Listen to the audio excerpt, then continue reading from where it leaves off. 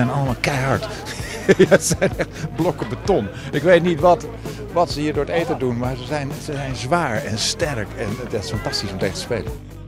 Це дуже незвично, тому що зараз стан війни, але дуже приємно, що є такі матчі, що приїжджають друзі з-за кордону. Дуже натхнення повертається до нас завдяки тому, що є такі турніри. Ik ben blij dat ze even hier hebben kunnen zijn, maar ik vrees ook wel voor de toekomst. En ik wil hier denk ik over een jaar wel weer heen. En dan hoop ik dat ik tegen dezelfde jongens kan spelen. Met schrijver Tommy Wieringa zijn we onderweg naar Lviv in het westen van Oekraïne. De oorlog laat hem niet los en via de stichting Protect Ukraine brengt hij 7 terreinwagens vol met medische hulpgoederen naar het Oekraïense leger. Wij krijgen boodschappenlijsten van het front met daarop alles waar maar gebrek aan is. En dat kopen wij in. Dus dat kan gaan van scherfvesten tot traumapacks, tourniquets, helmen, elektrische motorfietsen voor verkenningsmissies. Dus alles waar maar behoefte aan is, en er is aan alles behoefte, want er is een voortdurend tekort aan alles. Dat brengen wij. Deze trip is extra bijzonder, want er staat ook een sporttoernooi op het programma met Oekraïense militairen. En morgen, en dat vind ik fantastisch, morgen dus gaan we een rugbytoernooi spelen in Lviv tegen 5 teams die van verschillende brigades van het front komen. Dus die voor het eerst in 2,5 jaar weer gaan rugbyen. Maar liefst 28 Nederlandse rugbymaten zijn meegereisd met het konvooi. Wat we komen doen hier is een beetje morele steun brengen. Zij ondervinden allemaal wat het betekent om een tirannie te ervaren. En ik gun jullie dat jullie allemaal een beetje dit verhaal verder vertellen. Want het is van het allergrootste belang, juist in West-Europa nu. Waar we er echt een puinhoop van maken.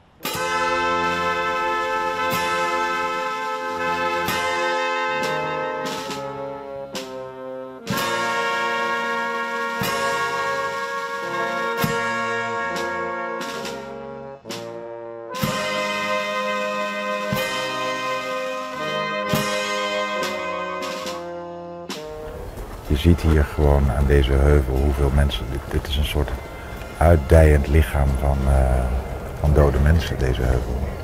Al die levens die hier verwoest zijn en al die levens van die familieleden die ook verwoest zijn. Het is een tragedie. Прийшла до свого сина. Загинув у 23-му році, в березні місяці. Йому було тільки 33 роки. Прийшли відвідати його кожен день, майже приходимо через день. Natalia Hallan kan nog steeds niet bevatten dat haar zoon er niet meer is. Без нього неможливо жити, але віддала дитина моя життя за те, щоб жила мама, тато, жили його рідні, близькі, друзі, щоб було чисте небо над нами. Пішов на війну сам. Сказав, прийде повістка, піду, ховатися не буду. Загинув він в мене під Бахмутом, в Хромовому, в першому ж бою. Als je bereid bent voor vrijheid te vechten, dan kan dit het gevolg zijn. Dus voor al deze mensen staat er iets heel groots op het spel. Ik vind dat de oorlog die hier is een verantwoordelijkheid van ons allemaal in Europa. En ik vind het verschrikkelijk dat de soldaten die hier vechten dat eigenlijk toch een beetje alleen moeten doen. Als ze het leger ingaan krijgen ze vaak alleen een geweer en de rest moeten ze zelf regelen. Naast spullen brengen de mannen uit Nederland ook broederschap, misschien nog wel belangrijker. Omdat rugby een kleine sport is in Oekraïne en veel mannen naar het front moeten, is de competitie stilgevallen. Maar vandaag mogen ze weer het veld op. Het is enorm heftig daar aan het front. Dat ze dan vrij krijgen om hier even een wedstrijdje te kunnen spelen tegen ons. Ja, ik vind dat echt zo bijzonder. Het roert mij echt diep dat zij dat allemaal willen doen. Alles staat in teken van de oorlog. En ik hoop heel erg dat ik met dit rugbytoernooi ze 1 middagje hun leven even kan teruggeven. Dat ze even op het veld staan en niet in de loopgraven. Er geen luchtalarm is, maar gewoon het fluitsignaal van de scheidsrechter. Gewoon dat. Gewoon zoals het hoort op een zaterdagmiddag. Met je maat op het veld. Для мене це особливе свято, тому що ще 10 числа позавчора був на позиціях. Сьогодні я вийшов, я відчуваю, що немає війни, це ми повернулися до того, як раніше було. Багато друзів загинуло, знайомих, і найкращі люди, які були. Це самі люди, які були нашим ідеєю країни, серцем, жили з нашої країни. Maar ook hier is de oorlog niet ver weg voor Anton. Звичайно, складно, тому що навіть коли зараз я тут, мої хлопці на позиціях, я переживаю за це і постійно про це думаєш.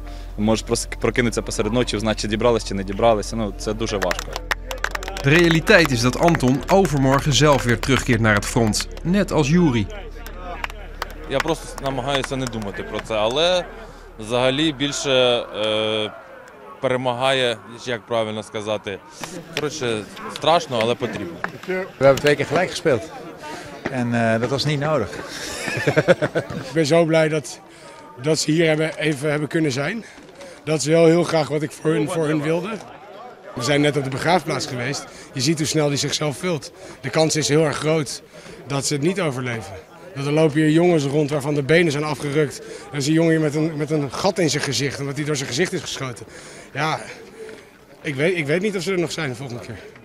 De terreinwagens worden overgedragen aan de mannen van het Oekraïense leger. Voor een klein beetje verlichting aan het front. Oké, be strong.